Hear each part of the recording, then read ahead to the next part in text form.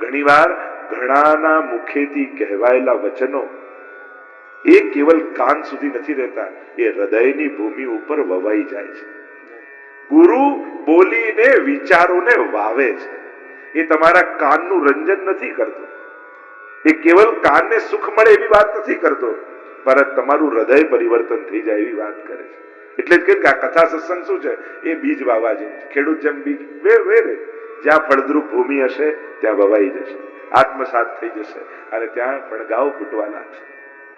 એટલે જ વચનોને બીજ રૂપે માનવા, વચનોનો આદર આપણે ત્યાં કહ્યું છે. વચનો મિથ્યા ન જતા રહે, એ બહુ જ મહત્વ.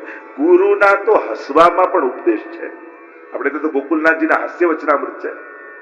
બીજાની વાત હસી કાઢીએ તો ચાલે, પણ ગુરુની વાત હસવામાં હોય ને એને સિરિયસલી લેવી, કારણ કે એનું હસવું પણ એક ઉપદેશ છે.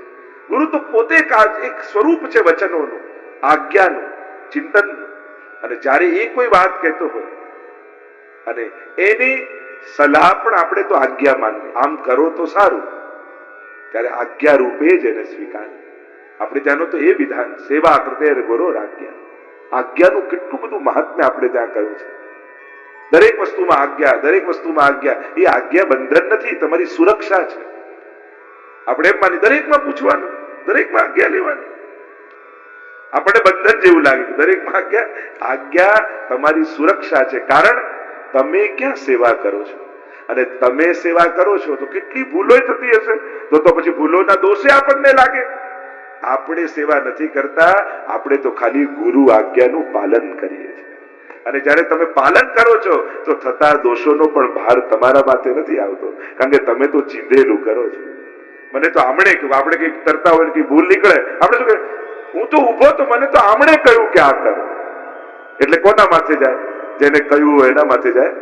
એટલે તુરંત આપણે એને બોલાય કે તમે કામ કહ્યું તો પછી એને ચોખવટ કરવી પડે. જેને ચીંધ્યું હોય એને કઈ ના કરવું પડે, પણ જેને કહ્યું હોય એના માથે આવે.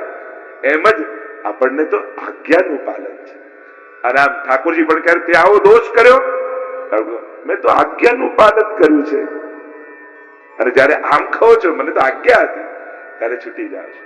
આપણે ત્યાં એટલે જ તો આજ્ઞા, રામદાસની વાર્તા પંખો કરવાની આજ્ઞા કરી કે ઠાકોરજીની સેવામાં રહેજે, ઠાકોરજી આરોગતા હોય ત્યારે પંખો કરજે, પણ દર્શન કરવાનો અધિકાર તારો નથી, એટલે આંખો ખોલતો નહીં.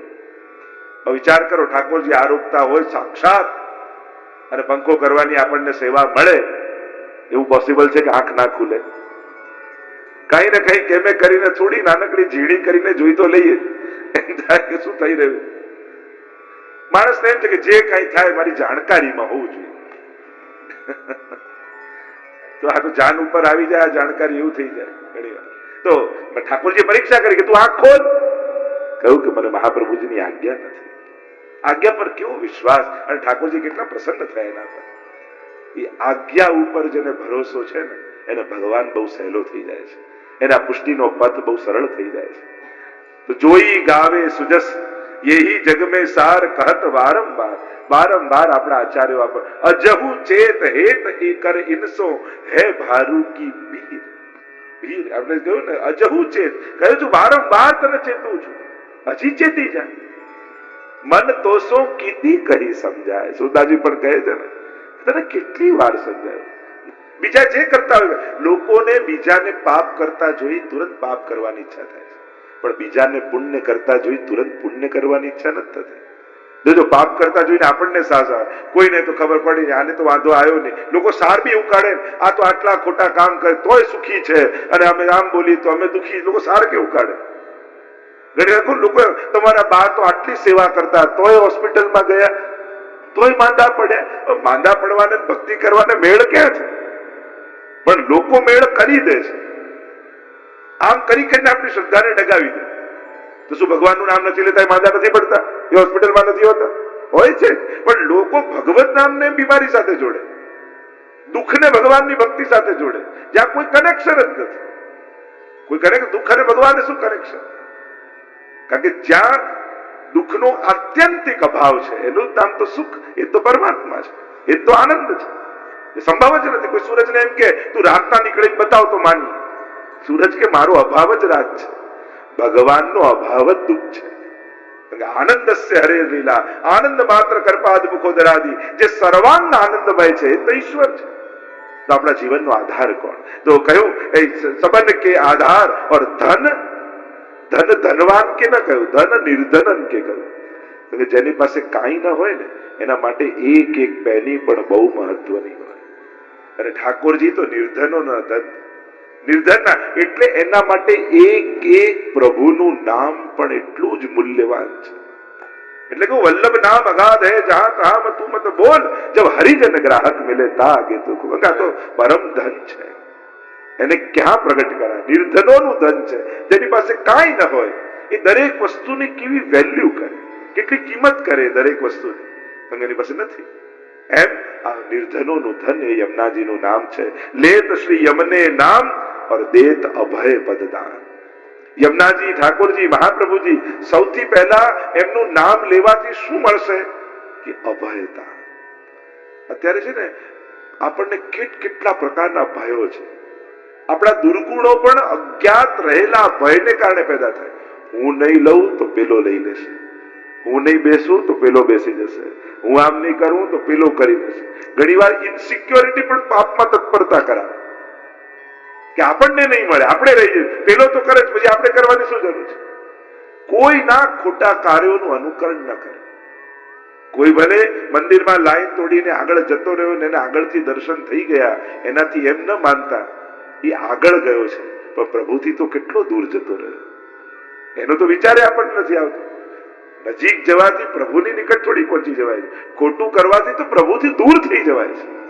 એમ કોઈએ કાંઈ ખોટું કર્યું એનાથી કાંઈ અનુકરણ કરીને એ તમને વસ્તુ મળી ગઈ, સ્થાન મળી ગયું, એનાથી તમને લાભ મળ્યો ન વિચારતા તમે આજે તમારું સૌથી મોટું નુકસાન કરી દીધું. કારણ કે પ્રભુ રાજી થયા કે એનો તો વિચાર કર્યો જ નહીં. આમ કરવાથી મને ખુશી મળશે પણ પ્રભુ મારાથી રાજી થશે. જ્યારે આ વિચાર આવે છે ત્યારથી ભક્ત જીવનની શરૂઆત થાય છે. તો મહાપ્રભુજી યમુનાજી શું દેત અભય પદ, સંસારના બધા ભય સમાપ્ત થઈ જાય છે. અને જ્યારે ભય જતો રહે ને પછી ભગવાન બહુ નિકટ લાગવા માંડે, પછી ભરોસો બહુ મોટો થઈ જાય. દ્રઢ ચરણ કેરો ભરોસો આ ક્યારે આવે? જ્યારે સંસારના બધા ભયોમાંથી મુક્ત થઈ ગયા હોય. ક્યારેક કુંભનદાસ એવું ગાઈ શકે કે ભક્તન કો કહા સીકરી કામ, આવત જાત પનૈયા તૂટી વિસર ગયો હરિ નામ. અને જાકો મુખ દેખે દુઃખ ઉપજત, તાકો કરનો પડ્યો પ્રણામ. અકબર બાદશાહના મોઢે ક્યારે ગાઈ શકે? જ્યારે ભય ન હોય, નિર્ભયતા. પણ નિર્ભયતાનો અર્થ નિષ્કામતા, તમને કોઈની જરૂરત નથી. એનો અર્થ એ થયો કે બધા જોડે બગાડી લેવું, એવું તો થતો નથી ને. કોઈની આવશ્યકતા યા કોઈની ગરજ, ઠાકોરજીમાં ભરોસો છે એટલે કોઈ નથી. તો ઘણી વાર ગરજ ન હોય માણસ તોછડો થઈ જાય, બધા જોડે ઝઘડીને બગાડી લે, મને કોઈની પડી નથી. અરે આવું તોછડા થવાની જરૂર નથી, અનાસક્ત થવાની વાત છે. જડ બનવાની જરૂર નથી. અનાસક્તતા અને જડ બુદ્ધિ આ બંનેમાં ફરક છે. તમે જડ થઈ જાઓ ને કોઈની લાગણીની તમને કઈ પડી જ ના હોય, જેનું જે થવું હોય થાય, આને અનાસક્તિ કહેવાય? ભક્ત આવો હોય, અનાસક્ત હોય પણ જડ થોડી હોય. એ તો દુઃખની કોઈ દુઃખી જોવે તો તરત જઈને દોડતો જઈને મદદ કરવા જાય. નિર્ભય બનવાનો અર્થ અથવા નિષ્કામ નિસ્વાર્થી બનવાનો અર્થ આપણને કોઈની જરૂર નથી એનો અર્થ એવો નહીં રાખવો કે હું કોઈની જરૂરત ન બનું. આપણે તો જ્યાં જરૂર હોય ત્યાં પહોંચી જવાનું, જેની મદદ કરી શકાય એની કરવાની. પણ હા, અનપેક્ષ ભાવે, અનપેક્ષ સુચિર દક્ષ. ગીતાજીના એ શબ્દો આપણને એક એક યાદ આવે. અપેક્ષા રહિત જયારે સેવા કરો છો ત્યારે સેવાનો સાચો આનંદ આવે છે. પણ મેં તો આને આટલી મદદ કરી તોય એને આમ કર્યું, આ જો વાત આવી તોય એને આમ કર્યું, પછી સેવા નહીં થઈ શકે, પછી મદદ નહીં થઈ શકે. કારણ તમે એની પાસે અપેક્ષા રાખી. અભયતા એ બહુ મોટી સિદ્ધિ છે, બહુ મોટું એક પદ છે કે જે સ્થાન પર સમજણના, જે સિંહાસન પર તમે બેસો છો કે જ્યાંથી તમને અભય થઈ જવાય છે. કારણ કેટલા આ આવું નહીં કરે તો, આ આમ નહીં બોલે તો, આ આમ નહીં આપે તો, દીકરાથી લઈ અજાણ્યા લોકો સુધી જ્યાં જ્યાં કામ કરો, જ્યાં જ્યાં લોકોને મળો, જ્યાં જ્યાં તમે જાઓ, દરેક જગ્યાએ કોઈ ને કોઈ અજ્ઞાત ભયોને લઈને ચાલીએ છીએ. એ ભય સતત મનમાં હોય છે, કાંઈ ન હોય તોય ભય હોય. એરપોર્ટ જતા હોય ને બધું નક્કી હોય, ફ્લાઇટ મોડી પડશે તો શેના માટે મોડી પડશે? કઈ હોય નહીં તોય વિચારે કરે, આ ટ્રાફિકમાં ફસાઈ જઈશ તો ભય સતત અનેક પ્રકારના ભય આપણને છે. कहत सुतिशार निर्धार करके इन बिन कौन ऐसी करे हे सखी हरत दुख द्वंद सुख कंद बरके. કહત શ્રુતિ, શ્રુતિ એટલે વેદ. વેદમાં એક ક્રમ હતો કે સાંભળીને લખીને ન કરતા, એટલે શ્રુતિ એનું નામ છે. ગુરુના મુખે સાંભળી અને પછી હૃદયારૂઢ કરી એનું ઉચ્ચારણ થતું એટલે વેદને શ્રુતિ રૂપ કહેવામાં આવે. આપણે ત્યાં શ્રવણની પરંપરા છે, લેખનની પરંપરા પછી આવી છે. એટલે જ વક્તા શ્રોતાઓના લક્ષણો છે, લેખકોના લક્ષણ નથી. આપણે ત્યાં ભાગવતજીમાં પણ તમે જુઓ તો કોણ બોલી રહ્યું છે, કોણ સાંભળી રહ્યું છે, અને બહુ જ મહત્વનું છે શ્રોતા.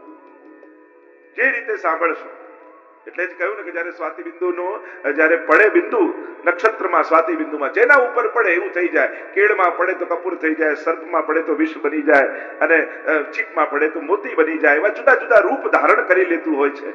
એમ જે બિંદુ સત્સંગનું જેવું પાત્ર હશે એમાં પડશે એવું રૂપ ધારણ કરી લેશે. આમ કહત શ્રુતિસાર નિર્ધાર, અને વેદોએ નક્કી કર્યું કે લાવ આ બધા જ વેદોના અધ્યયન કરે છે, કોઈ આ અર્થ કાઢે, કોઈ આ અર્થ કાઢે, કોઈ આ અર્થ કાઢે, એમ કરીએ આપણે જ લોકો એનો સાર કાઢીને લોકોને કહી દઈએ.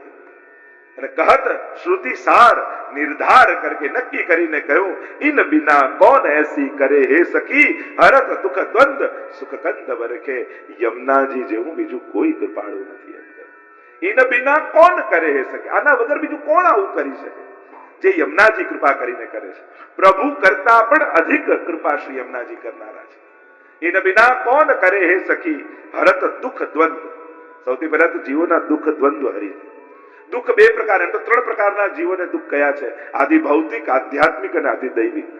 ત્રણ પ્રકારના દુઃખો કયા છે. આદિ દૈવિક દુઃખ તો ભગવત કૃપાથી મળે. દુઃખ છે ભૌતિક દુઃખ, જેને આપણે બધા જાણીએ છે, અનુભવીએ છીએ ને ઈચ્છતા નથી કે આ પાછું આવે. એવી કોઈ દુનિયામાં વસ્તુ હોય કે જેને ઓળખો અને જાણો કે આ ન જોઈએ, એવી કોઈ વસ્તુ હોય તો દુઃખ. કારણ કે દરેક દુનિયાના માણસને સુખ જોડે જ લગાવ છે. એને કોઈ વસ્તુ કે વ્યક્તિ જોડે કોઈને લગાવ નથી. કારણ એ જ ગમતી વસ્તુ જયારે દુઃખ આપવા લાગે ત્યારે આપણે એને કાઢી નાખી, ફેંકી નાખી, વેચી નાખી. એ જ ગમતો વ્યક્તિ દુઃખ આપવા લાગે તો સંબંધ તોડી નાખી, ભલે એને ગમે તેટલો નજીકનો હોય. કારણ આપણને બધા જોડે સુખ જોઈએ છે, દુઃખની અપેક્ષા નથી. ન કોઈ વસ્તુ કે કોઈ વ્યક્તિ જોડે આપણને લગાવ નથી હોતો, આપણને બધાને સુખ જોડે જ લગાવ હોય છે. હરત દુઃખ દ્વંદ. સાધારણ લોકોને સાધારણ દુઃખો હોય, શ્રેષ્ઠીઓને શ્રેષ્ઠ દુઃખ હોય. સાધારણ જે સંસાર જ જીવવા માટે આવ્યા છે, સંસાર જ ભોગવવા આવ્યા છે, એને સંસારના દુઃખો છે. પણ વૈષ્ણવને ભગવત તાપ છે, પ્રભુની ભક્તિ કરવાની ઈચ્છા છે, એટલે એના દુઃખો જુદા છે. એના માટે સૌથી મોટું દુઃખ ભગવત સેવા ન થઈ શકવાનું છે. એના માટે સૌથી મોટું દુઃખ સત્સંગ ન થઈ શકવાનું. હરિરાયજી પોતે શિક્ષાપત્રમાં આંસુ સારે છે, અહીંયા મને કોઈ સત્સંગ નથી વૈષ્ણવ. એને જયારે વૈષ્ણવનો સંગ ન મળે એના માટે દુઃખ છે. જે દિવસે ભગવત સેવા ન થઈ એના માટે સૌથી મોટું દુઃખ છે. તુલસીદાસજી પણ, હનુમાનજી કહે છે રામાયણમાં, સૌથી મોટું દુઃખ મારા માટે એ છે જે દિવસે હું રામને ભૂલી જાઉં, એનાથી મોટો સંકટનો કાળ બીજો કોઈ નથી. ભગવદીઓ માટે તો પ્રભુની વિસ્મૃતિ એ સૌથી મોટું દુઃખ છે. તો કહત કહ્યું કેવા છે, હરત દુઃખ દ્વંદ્વ. બધા તમારા દુઃખોને, અરે કોઈ પણ લૌકિક પણ દુઃખ હશે ને, પણ યમુનાજીનું સાચા હૃદયથી આરાધન કરશો, નિશ્ચિત વાત છે યમુનાજી એને હરી લેશે. જો કોઈ પણ વસ્તુની શુદ્ધિ માટે બે વસ્તુ હોય, કાં એને જળથી ચોખ્ખી કરાય, કાં એને અગ્નિમાં તપાવાય. તો આપણા માટે આપણા દુર્ભાગ્યોમાં રહેલી મલિનતાને દૂર કરવા માટે બે સ્થાન છે. એક મહાપ્રભુજી રૂપ અગ્નિમાં કાં એને ચોખ્ખી કરી લો, કાં યમુનાજીના જલમાં એને ધોઈ લો.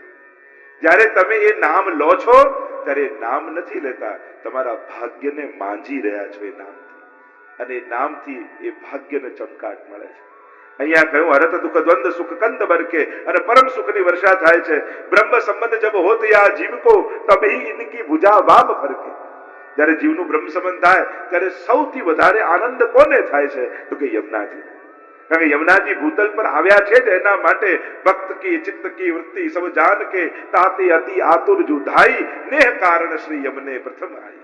શ્રી યમુનાજી એટલે જ પધાર્યા. કેમ? કારણ કે આ દૈવી જીવો સંસારી લોકો સાથે રહેતા રહેતા ક્યાંક પોતાને સંસારી ન માનવા લાગે. એ બીક જયારે યશોદા યમુનાજીને લાગી ત્યારે દોડતા દોડતા આવી એમનો સંબંધ એમને ઠાકોરજી સાથે કરાવી દીધો. તો અને બ્રહ્મ સંબંધ જब હોત યા જીવ કો, જયારે બ્રહ્મ સંબંધ થાય ત્યારે યમુનાજીની વામ ભુજા ફરકવા લાગે. કેમ? કારણ કે ડાબા હાથમાં 3 કમળ છે યમુનાજીના. પહેલું કારણ એ બતાવ્યું કે ડાબો હાથ કેમ ફરકે? તો સ્ત્રીનું સૌભાગ્ય જોવું હોય તો ડાબા હાથથી જોવાય. પુરુષનો જમણો હાથ જોવાય, સ્ત્રીનો ડાબો હાથ જોવાય જ્યોતિષ શાસ્ત્ર પ્રમાણે. તો વામ ભુજા ફરકે કારણ કે યમુનાજી પોતાનું સૌભાગ્ય એ બ્રહ્મ સંબંધી જીવને આપવા માટે તત્પર બની જાય છે. એટલે પોતાની ડામ ભુજા ફરકે. એક કારણ એ બતાવ્યું કે ડાબી ભુજા કેમ ફરકે? ડાબા હાથમાં 3 કમળ છે. અને આ 3 કમળ શું છે? ભક્તિની 3 અવસ્થા: પ્રેમ, આસક્તિ અને વ્યસન. અને 3 કમળ જોશો ને તો એકમાં કળી, એકમાં અર્ધ વિકસિત, ત્રીજામાં પૂર્ણ વિકસિત. ભક્તિની 3 અવસ્થાઓ છે: પ્રેમ, આસક્તિ, વ્યસન. એટલે કે 3 અવસ્થાનું દાન કરવા માટે યમુનાજી તત્પર બની જાય છે. એટલે વામ ભુજા ફરકે છે. યા વામ ભુજા કેમ ફરકે છે? તો કે યમુનાજી સંકેત કરે છે ઠાકોરજીને કે પ્રભુ, જે ડાબો હાથ ઊંચો કરીને આપ જે દૈવી જીવોને બોલાવી રહ્યા છો ને, એ ડાબા હાથ વાળો જ છે. એ દૈવી જીવ લીલાનો છે.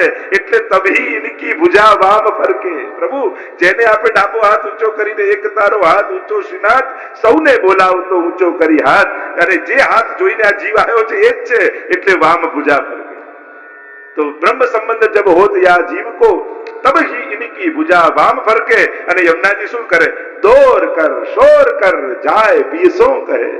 યમુનાજી દોડતા દોડતા નિત્ય લીલા ધામમાં પધારે. ભાગતા ભાગતા ભાગતા અને ભાગતા ભાગતા પધારે ને સુવર્ણના સિંહાસન પર નિકુંજમાં ઠાકોરજી અને સ્વામીજી બિરાજ્યા હોય ત્યારે એકદમ યમુનાજીને ભાગતા આવીને જુએ તો આશ્ચર્ય થાય કે યમુનાજી આમ દોડી કેમ આપ દોડીને કેમ આવી રહ્યા છો? તો કે દોર કર શોર કર જાય પીયસો કહે. ઠાકોરજીને કે પ્રભુ, લીલાથી પેલી સખી છૂટી પડી હતી ને, એ ફરી મહાપ્રભુજી બ્રહ્મ સંબંધ આપ્યું અને લીલામાં ફરી એનો સ્વીકાર કરી લીધો છે. અને આવી વધાઈ જયારે જીવને આપે ત્યારે ભૂતલ પર રહેલા એ જીવના સકલ મનોરથો ઠાકોરજી સિદ્ધ કરી દે. એને પોતાની સેવા માથે પધરાવી અને લીલામાં સંબંધ જોડી દે છે. એમ પહેલી વધાઈ જ્યારે જીવનું બ્રહ્મ સંબંધ થાય ત્યારે સૌથી પહેલી વધાઈ આપનારા યમુનાજી છે. એટલે માલા પહેરામણી પ્રસંગે 2 તત્વોની હાજરી આપણે વિશેષ માનીએ છીએ. એક યમુનાજી અને બીજા વલ્લભકુળ. કારણ કે આ બંને જણા બ્રહ્મ સંબંધના સાક્ષી છે. અને જયારે બ્રહ્મ સંબંધ થયો ત્યારે દોડતા દોડતા પહેલી વધાઈ ઠાકોરજીને કોણે આપી? જેને ભૂલી જાત પીએ તિને સુધી કરી દે. ઠાકોરજી પણ જો ભૂલી ગયા ને કોણ પેલી સકી? પેલી નહીં ફૂલની માળામાં ફૂલ પરોવતી હતી ને નિત્ય આપને માળાજી બહુ સુંદર એમ કરી કરીને તમારી સુધી અપાવે. જેને ઠાકોરજી ભૂલી ગયા હોય 41 પદમાં એટલે જ જેને ભૂલી જાત પીએ, ઠાકોરજી પણ જેને ભૂલી જાય તેને સુધી કરી દે, એની સુધી કરાવે. તો યમુનાજી સાક્ષી છે અને બીજા બ્રહ્મ સંબંધ કરાવનારા મહાપ્રભુજી સાક્ષી છે કે હા, પ્રભુ આપે આ જીવનો સ્વીકાર કર્યો છે. એટલે જયારે મારા પહેરામણી થાય તો આ બંને સાક્ષી હાજર હોય. જયારે કોઈનો કેસ ચાલતો હોય તો આપણે કહીએ બે સાક્ષી હોવો જોઈએ. એટલે ત્યાં આપણે તો હરિરાયજી માટે કહ્યું ને કે ઢીલ કારજ में है नहीं विश्वास ही की ढील और गिरधर के दरबार में हरिराय वकील. હરિરાયજી માટે એમ કહેવાયું કે આ જો હરિરાયજી નું પદ છે ને કે ઢીલ કારજ में है नहीं विश्वास है की ढील. પ્રભુની કૃપામાં ઢીલ નથી, ભક્તના વિશ્વાસમાં ઢીલ છે. गिरधर के दरबार में ઠાકોરજીનો દરબાર ભરાયો અને જીવનો કેસ ચાલી રહ્યો છે, ચુકાદો આપવાનો દિવસ છે, પણ હરિરાય વકીલ. આપણે ત્યાં તો કેવા જો વકીલ સારો હોય ને તો કેસ જીતી જવાય. જજ ગમે તેમ હોય, ગુનો ગમે તેવો હોય, પણ જો વકીલ સારો કરો ને, આપણે લોકો એડવાઇસ ના આપે આના કરતા આ વકીલ કર ને તો જલ્દી કેસ પતી જશે. બહુ ડોક્ટર બદલ્યા કરો ને તો કેસ ટૂંકો થઈ જાય, અને બહુ વકીલ બદલો ને તો કેસ બહુ લાંબો ચાલે. એવું છે, ડોક્ટર બદલે કેસ ફાઇલ પૂરી થઈ જાય, કેસ પતી જ જાય. અને વકીલો બદલ્યા કરે તો કેસ તો એન્ડ જ ના આવે, ચાલ્યા જ કરે.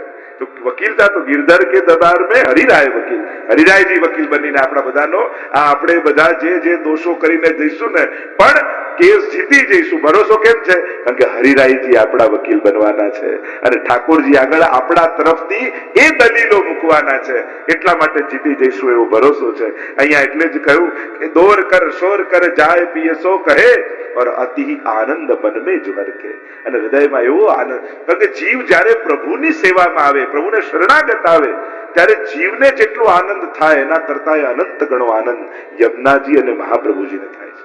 કારણ કે આ બે તત્વો એવા છે જે ભૂતલ પર આવ્યા છે જ આપણને લીલામાં લઈ જવા માટે. એમના આવવાનું કારણ આપણે કહીએ કે હું તમને પિક કરી દઉં, હું તમને આવીને લઈ જઈશ, તો એને ત્યાં આવવું ન હોય પણ એને આને લઈ જવું હોય એટલા માટે. એટલે આ લોકો ભૂતલ પર ભૂતલ માટે નથી આવ્યા, ભૂતલ પર પડેલા જીવોને ફરી લીલામાં લઈ જવા માટે આવ્યા. આ યમુનાજીનું નામ ગમે તે લઈ શકતા નથી. જેના પર મહાપ્રભુજીની ઠાકોરજીની વિશેષ કૃપા થઈ હોય એના જ મુખમાં યમુનાજીનું નામ આવી શકે છે. તમારા મુખમાં જો નિત્ય યમુનાજીનું નામ રહે છે તો માનજો કે રોજ તમને સેવાનું ફલ ઠાકોરજી આપે છે, અને આજની સેવાના ફલ રૂપે તમારા મુખમાં યમુનાજીનું નામ ઠાકોરજી આપે છે. આ તમારી સેવાનો ઉપહાર છે, આ તમારા ઠાકોરજીની પ્રસન્નતાનું કારણ છે. ઘણા લોકો પૂછે અમારા ઘરમાં ઠાકોરજી આનંદમાં બિરાજતા હશે કે નહીં, તો મારે પૂછવું પડે રોજ યમનાષ્ટક કરો છો કા? તો માનજો ઠાકોરજી આનંદમાં જ બિરાજે છે. કારણ તો જ તમારા મુખમાં યમુનાજીનું નામ આવી શકે. પણ મળેલું નામ હવે તમારી જવાબદારી સાચવવું કઈ રીતે? ભક્ત રાખત હિયે હાર કરકે. વૈષ્ણવ કઈ રીતે રાખે? હાર પહેર્યો હોય ને એ રીતે. જેમ તમે કોઈ હીરાનો સાચો હાર પહેર્યો હોય અને કોઈ પાર્ટીમાં તમે ગયા જ્યાં તમારા બધા સ્વજનો આવવાના છે ને એકદમ સારો પ્રસંગ છે ને મોંઘામાં મોંઘો જે હીરાનો હાર હતો એ તમે પહેર્યો, પણ પાર્કિંગ આજુબાજુ ન મળે એટલે બહુ દૂર પાર્ક કરીને આવ્યા, અને અંધારું ને આટલું દૂર પાર્કિંગ કરવા તો ગયા, એકલા છો અને કેટલાક લોકો ઉભા છે અને તમને જોઈને એમ લાગે છે કે આ બરાબર માણસો નથી, કંઈક થોડા અસામાજિક તત્વો જેવા છે. એટલે તમે શું કરો? જે હાર પહેર્યો હોય ને એને અંદર સાડીમાં નાખી પાલો માથેથી ઓઢી આમ ઓઢી અને બસ દબાવી અને સીધા સીધા સીધા સીધા નીકળી જાઓ. તમને શું થાય? આ હાર આમને ન દેખાય તો સારું. અને સીધા પાર્ટીમાં આવ્યા ત્યાં તો બધા સગા સંબંધી ફ્રેન્ડ સર્કલ મિત્રો, એટલે શું કરો? બધાને દેખાય એ રીતે હાર રાખી અને એવું પાછળ પાલવ કરી કે સીધી નજર હાર પર જાય એ રીતે ચાલે, હે ને? એવું થાય. ભક્ત રાખત હી હાર કરકે.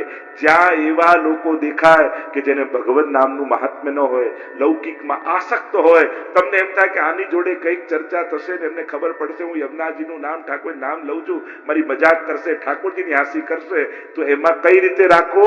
છુપાઈને હાર લઈને આવ્યા એ રીતે. અને જ્યાં સત્સંગમાં આવો અને બધા ભગવતી વૈષ્ણવ દેખાય ત્યાં એ રીતે આ નામના હારને કાઢો કે જેથી બધાને દેખાય. જે આવે જય શ્રી કૃષ્ણ કરવા આવે, જે આવે જય શ્રી કૃષ્ણ કરવા આવે. કારણ